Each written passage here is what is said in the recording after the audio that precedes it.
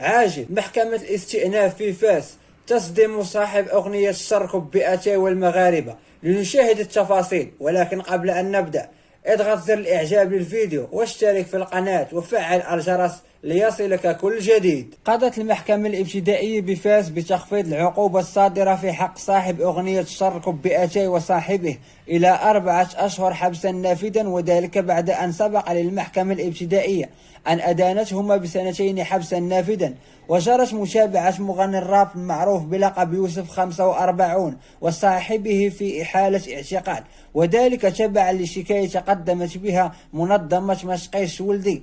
وقضت المحكمة أيضا بحذف الأغنية من اليوتيوب، وتضمنت هذه الأغنية التي تم بثها على مواقع التواصل الاجتماعي عبارات مخلة، واتهم صاحبها وزميله بالتحريض على الفساد والتحريض على ارتكاب اعتداءات في حق القاصرين. وسبق للمحكمة الابتدائية بمدينة فاس إدانة صاحب أغنية الشركب بهاواي ب2 حبسا نافذا بسبب عبارات مخلة تتضمنها هذه الأغنية أيضا.